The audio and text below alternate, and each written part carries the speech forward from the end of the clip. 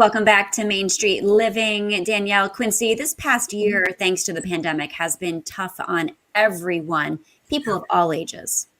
Yeah, definitely. It's been a hard time for all of us. And I think mental health has taken a huge decline. And suicide is just one of those topics that no one wants to talk about, especially teen suicide. But it's something we have to all become more comfortable discussing so that the people who need help can get it. So joining us today, we have Nikki Kontz from Teen Lifeline to talk about this very important subject and some ways that we can help. So welcome, Nikki. Thank you so much for joining us today.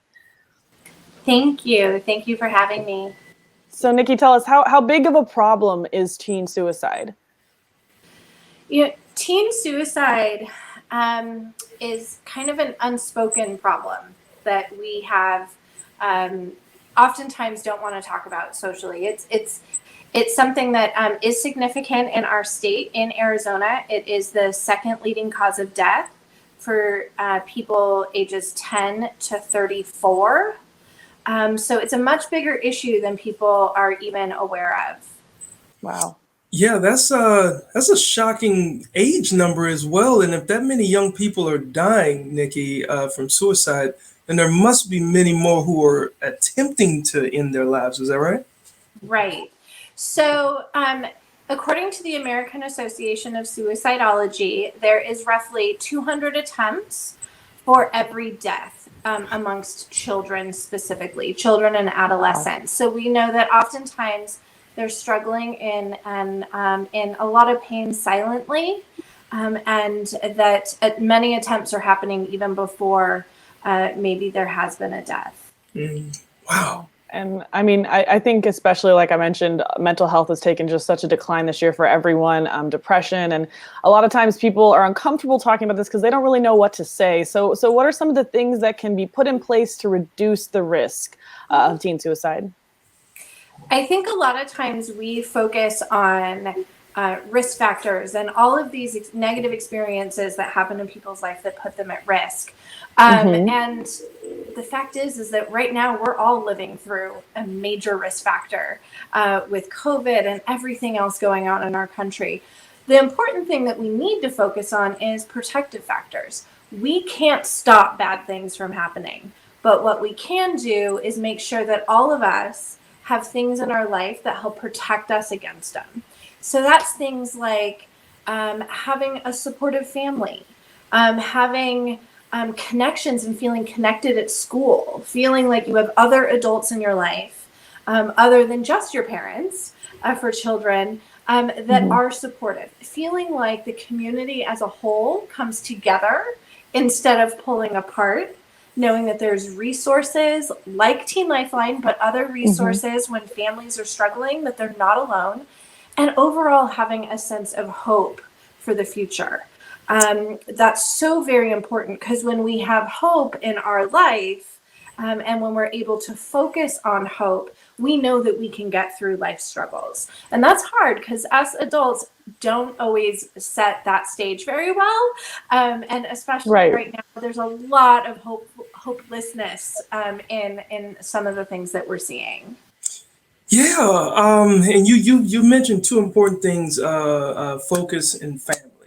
And I know a lot of families, find it difficult to communicate amongst each other. Like that's always huge. I know in my family. But what are some of the warning signs for the people that don't really know how to communicate with their children? Right. And when we talk about warning signs, we talk about those as like the big giant red flags that right now something is going on now and we need to handle it now. We need to talk about it now. Some of the biggest things for anyone, this isn't just kids, is big changes in mood, drastic changes in behavior or reaction to things. One of the biggest things I tell anyone is that when you have that gut feeling in your belly that something's not right, when someone's pretending to be okay, but you know there's something deeper, follow it. Ask questions because that's your gut telling you. We also know things like looking stuff up on the internet. So looking at search history, making sure, when there's big mood swings for kids, it could be huge fear of humiliation. That's what we see with social media a lot, that something will happen on social media and the fear of them having to go to school the next day all of a sudden takes over. If you start noticing them putting their phones down and pulling away from technology, that is a good sign that something's going on, because they're trying to avoid. And it's hard to see that right now. We're all isolated.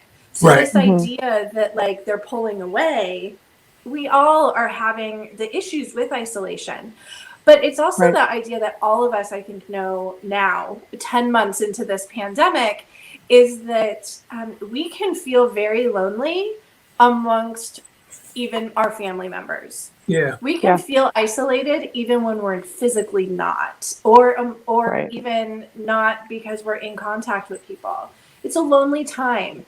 So I think most important for our parents is to actually sit down and have those conversations of not trying to tell them anything, but instead asking those questions of, what's it like for you right now? You know, I think you're talking to your friends all the time, but what is it like to not see them?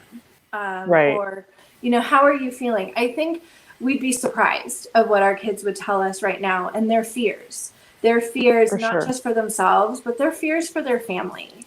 Their fears. For sure. And I love what you said about, if you have a gut feeling, like not waiting on it, but just, it's better to check than to not check. So I just think that's so important. And we're so glad that you came on to talk today about such an important issue that people don't love to talk about. So thank you so much, Nikki.